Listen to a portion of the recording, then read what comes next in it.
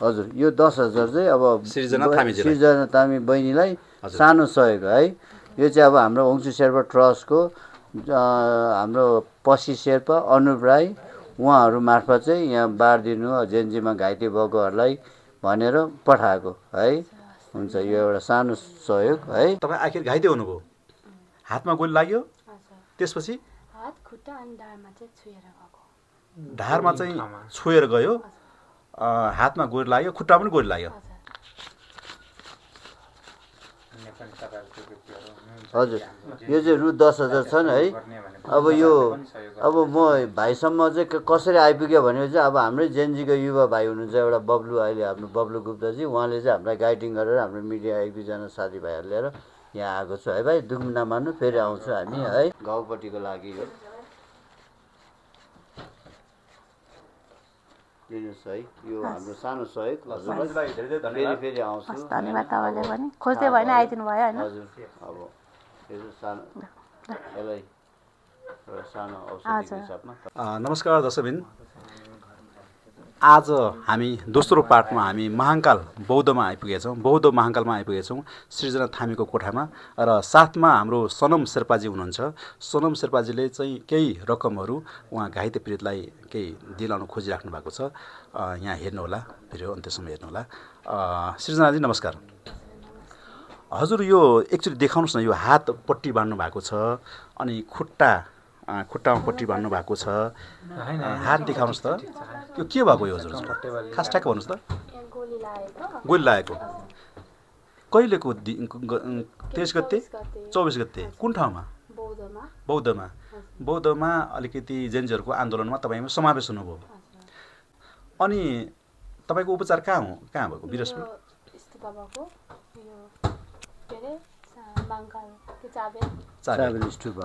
डक्टरले के भन्नुभयो तपाईँलाई? होइन गोली निकाल्नु भयो कि भएन? खुट्टामा पनि हातमा पनि गोली निकाल्नु भयो। अनि तपाईँलाई के भन्नुभयो डक्टरले?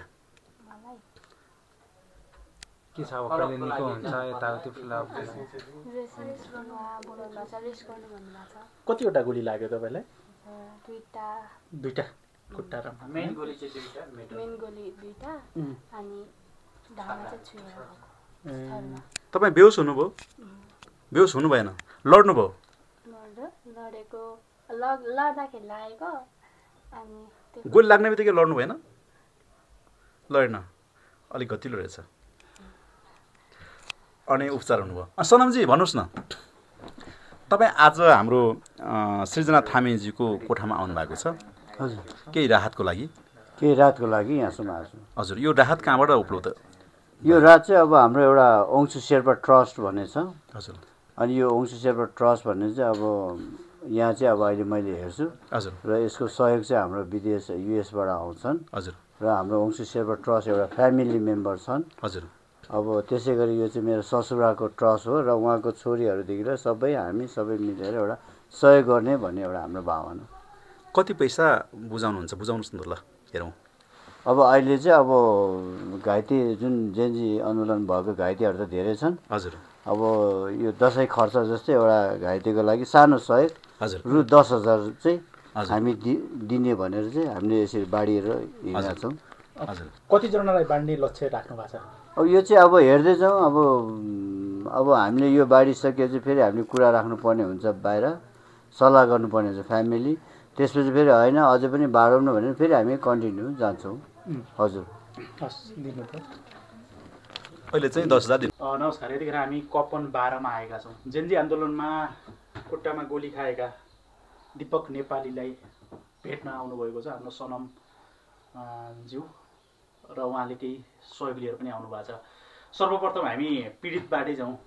दीपक सर, सबैजनालाई मेरो नमस्ते सम्पूर्णलाई। हजुर, अब तपाईँले गोली खानुभएको रहेछ होइन जेन्जी आन्दोलनमा? खुट्टा अलिकति अब यो उहाँको खुट्टा यस्तो छ।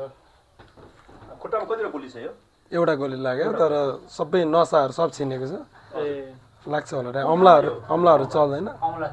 कुन ठाउँ लाग्यो तपाईँलाई? मलाई यो चक्रपथमा गोली? हजुर। के ब्यारिकेडै तोड्नु भएको थियो? त्यति के कसरी गोली चलाएको थियो अलिकति त्यो? अब हामीलाई उताको उतै हुनुहुन्थ्यो, यताको यतै हुनुहुन्थ्यो। अब जानै पाएन क्या, त्यो बिचमा फायरिङ भइरहेको थियो। त्यतिखेर हाम्रो साथीहरू 1-2 जनालाई गोली लाग्दा बजाउने क्रममा चाहिँ हामीलाई नै लाग्यो कि अनि के अरू कोही सहयोगीदाता सरकारबाट के कस्तो छ तपाईँहरूलाई सरकारबाट त आजसम्म कोही आइपुग्नु भएको छैन यहाँ आशा छ हामी जस्तो घाइतेहरूप्रति पनि सरकारको ध्यान जाओस् होइन हामीले यो गरेको जति योगदान छ यो खेर नजाओस् होइन धेरै आशा छ हेरौँ अब सोनम सर आउनु भएको छ सोनम सर हजुर नमस्कार के को लागि आउनुभयो बताइदिनुहोस् त म चाहिँ अब यो जेएनजीमा जुन आन्दोलनमा चाहिँ अब घाइते भएका जुन घाइते अब पीडितहरूलाई चाहिँ यसो सानो दसैँ ताकामा चाहिँ सहयोग गरौँ भनेर हाम्रो ओङ्सी शेर्पा ट्रस्ट जुन अमेरिकामा बस्नुहुन्छ यो संस्था चाहिँ यहाँ मैले रनिङ गर्छु म चाहिँ यसको चाहिँ कार्यकारी निर्देशक छु र अब ओङ्सी शेर्पा ट्रस्ट हाम्रो जुन एउटा फ्यामिली छ उहाँको फ्यामिलीको एउटा छोरी ज्वाइँ पसी शेर्पा अनि अनुप राई हुनुहुन्छ उहाँले चाहिँ अब घाइतेहरूलाई चाहिँ यसो सानो सहयोग गरिदिनु भनेर चाहिँ मलाई चाहिँ केही रकमहरू घाइतेहरूको पीडामा मलम लगाउन चाहिँ आउनुभयो हजुर यो घाइतेहरूलाई यसो मलमको लागि चाहिँ सानो के कति सहयोग गर्ने आँट गर्नु भएको छ ल गरिदिनुहोस् त अब हामीले चाहिँ अब खासै अब 1-2 जना मात्र होइन घाइते त हजारौँ छ त्यही भएर हामीले चाहिँ अब अहिलेलाई चाहिँ 10,000 चाहिँ हामीले बाँडिदिने भनेर चाहिँ एउटा के जति छ बरु धेरैलाई बाँड्ने हजुर बरु धेरैलाई बाँड्ने 10,000 हजुर सक्दो गर्ने हजुर त्यही भएर अहिले 10,000 ल्याएको छु अब यो सानो सहयोग यहाँ भाइको लागि भाइ यस्तो यङ मान्छे एउटा नेपाल गभर्मेन्टको लागि लडेर यसरी अब जेएनजीमा चाहिँ अब यसरी घाइते भएर हामी सबैले दुःख लाग्छ नि त यो हुनको कारण चाहिँ अब हाम्रो जुन नेपालको जुन अब यो अहिले जुन राज्य चलाउने जुन मन्त्रीहरू छ नि जुन अब प्रधानमन्त्रीहरू उहाँहरूले गरेर नै यस्तो भयो हो खास चाहिँ पुराना जुन उहाँहरूलाई अब अहिले जुन जेएनजीको आन्दोलन जुन सक्सेस गरायो अब त्यसको लागि चाहिँ अब उहाँहरूले अब यस्तो हालत पनि भयो प्लस अब देशलाई चाहिँ कसरी चेन्ज गर्ने भन्ने अहिलेको युवा भाइ बहिनीहरूले गरेको भएर अब यस्तो शान्ति भयो यसको लागि छिटै निको होस् भन्न चाहन्छु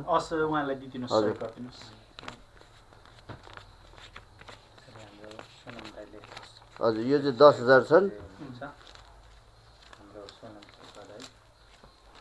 के भन्नुहुन्छ हाम्रो दाइ जस्तो मनकारी मान्छे अब त्यो यसले धेरै काम त गर्न नसक्ला तपाईँले गोली नै खानु भएको छ त्यसको लागि होइन तर पनि मेरो फेरि पनि सबैजना नमस्कार छ जुन यो सरकारले जति पनि हामी जस्तो घाइतेहरू भइरहेछ कतिजना सहित पनि हुनुभएको छ होइन हामी अझै पनि अहिले हस्पिटल जाँदाखेरि ड्रेसिङ गर्नको लागि पैसा लिन्छ यता जा उता जा होइन न स्वास्थ्य पनि फ्री छैन अहिलेसम्म हाम्रो यो जति पनि जेएनजी छ नि यहाँ घामदुल घाइते भएकाहरूलाई होइन जुन सरकारले गर्नु पर्थ्यो सरकारको ध्यान जानु पर्थ्यो सरकारले अहिलेसम्म केही गरेको छैन होइन उहाँहरूलाई कुर्सीकै मात्र तनाव छ उतै मिलाइराख्नु भयो होला होइन यहाँ कति सहिद हुनुभएको छ हामी जस्तो पीडितहरूलाई केही छैन सरकारबाट सरकारको पनि ध्यान जाओस् हामीले जति यो गरेको योगदान छ हाम्रो बलिदान छ यो चाहिँ खेर कदापि पनि जान नदिनु होला तपाईँहरू सम्पूर्णलाई म भन्न चाहन्छु होइन यदि अनि उहाँ सरलाई पनि धेरै धेरै सम्पूर्ण यो सहयोग गर्ने सबै सहयोगी दादाहरूलाई सबैजनालाई मनदेखि नै मेरो नमस्कार छ होइन हजुरहरूको यो गुण हामी कहिले बिर्सिने छैन अब के भन्नु हस् त थ्याङ्क यू जुन सहयोग गर्नुहुने जुन हाम्रो डालस टेक्ससमा बस्नुहुन्छ जुन ओङ्सी शेर्पा ट्रस्टका छोरी ज्वाइँ पसी शेर्पा र अनुप राई जुन उहाँहरू श्रीमतीले चाहिँ यो जेएनजी घाइतेहरू चाहिँ केही रकम सहयोग गरिदिनु भन्नुभएको थियो मलाई त्यही भएर म यहाँसम्म आएको हस् धन्यवाद समिताजी तपाईँ त सिङ्गल मदर नै हुनुहुन्छ होइन यसको बारेमा केही भनिदिनुहोस् न म सिङ्गल मदर हो हस्बेन्डबाट त्यस्तो सपोर्ट छैन त्यस्तै हो दाइ अनि हस्बेन्ड कहाँ हुनुहुन्छ त अहिले हस्बेन्ड बाहिर हुनुहुन्छ बाहिर कहाँ विदेश बाहिर हजुर बाहिर हुनुहुन्छ अनि तपाईँको साथ सहयोग केही हजुर नै मलाई प्रब्लम पर्दा मैले सुरुमा भन्ने नै उहाँलाई नै हो होइन उहाँले अब त्यस्तै कुरा गर्नुभयो अनि बल्ल दिदीको ठुमा गयो ठिकै छ तपाईँ त सिङ्गल मदर हुनुभयो होइन अनि छोरी हुनुहुन्छ नि त हजुर नानी चाहिँ अनि नानी पढ्छ स्कुल नानीको बाबा पनि उही हो नि हजुर उहाँ नै हो नि हजुर के फरक हो होइन होइन आफ्नो बच्चालाई त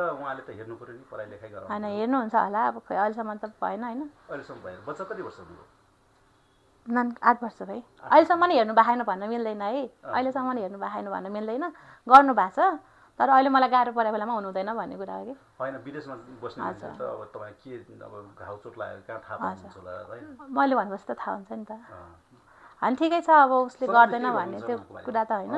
के भन्ने भन्दा पनि जुन अघि मैले उहाँलाई 10,000 जुन सहयोग गरेको चाहिँ त्यो पैसा चाहिँ अब हाम्रो वंशी शेर्पा ट्रस्ट मार्फत चाहिँ अब उहाँको आफ्नै छोरी ज्वाइँले चाहिँ अब पठाउनु भएको हो। अब अहिले जति नि यो घाइतेहरूलाई चाहिँ उपचार गर्नु सानो सहयोगको लागि भने उहाँले केही रकमहरू सहयोग गर्छु भनेर पठाउनु भएको छ। त्यही चाहिँ अब अहिले यहाँ बाँड्न आएको म।